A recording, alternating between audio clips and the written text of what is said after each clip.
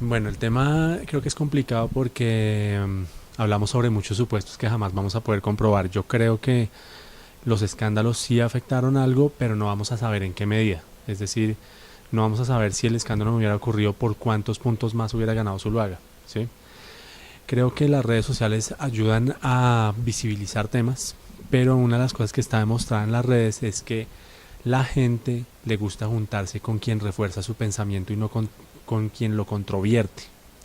Entonces, una de las dinámicas interesantes que está pasando en redes sociales es como una serie como de pandillismo, en el cual la gente se junta con personas que no van a criticar su posición, ¿sí? Entonces lo que se empieza a generar es una polarización de si yo amo a Zuluaga, me rodeo con gente que ama a Zuluaga, que no me va a decir su candidato es un paramilitar, su candidato es un no sé qué. Si yo amo a Clara López, no me va a rodear de gente que me vaya a decirme su candidata es una guerrillera, ¿sí? Entonces, por un lado está ese tema, que entonces los discursos se quedan en los mismos círculos sociales, si hay como una especie de parte de la población que se convierte como una esfera de opinión pública bien enterada, leída, pero no sé qué tanto efecto real esté teniendo esto, ¿sí? Lo otro es que estamos hablando de Colombia, un país que está llegando al 60% de conectividad. En Facebook hay mucha gente que tiene cuenta, son como casi la mitad de los colombianos tienen Facebook. En Twitter el cuento es distinto, eh, pero claramente, por ejemplo, las elecciones pasadas fueron una demostración de que aquí en Colombia las antiguas prácticas políticas y las mañas políticas todavía están muy sentadas, muy arraigadas, ¿sí? Entonces aquí trataron de hacer una campaña estilo Obama y eso jamás iba a pasar, ¿sí? O sea, fue un bonito sueño, pero la realidad fue otra.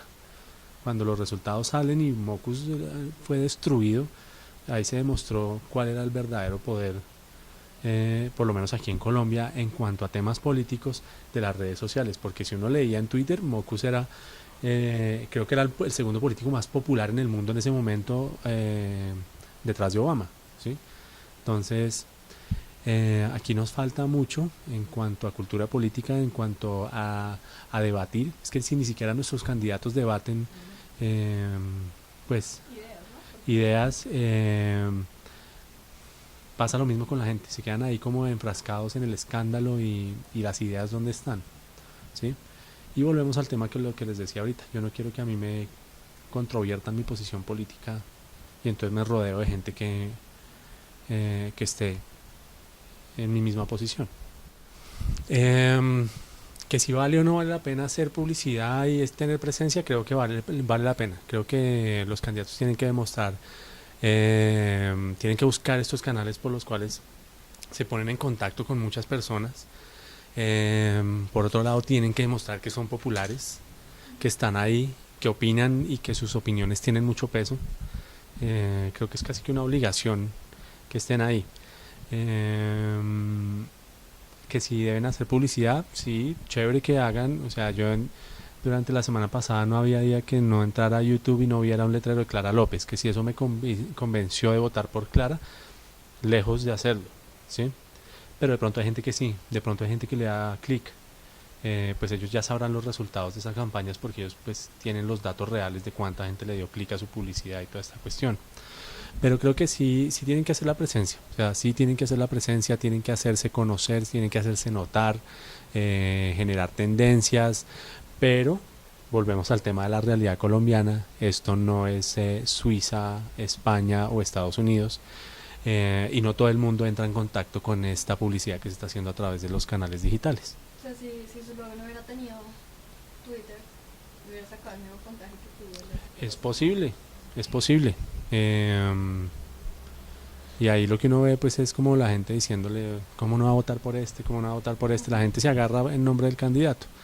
Lo otro, que es bien importante, es que lo que ellos generan a través de sus canales termina siendo noticia en los medios nacionales.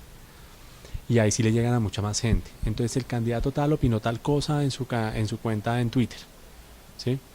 Y entonces ahí llega a una cantidad de gente que no necesariamente tiene cuenta en Twitter, pero dice, ah, este man dijo tal vaina.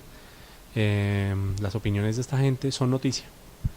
O sea, todos los días estamos viendo en los noticieros nacionales, prime time, eh, tal persona dijo tal vaina en Twitter.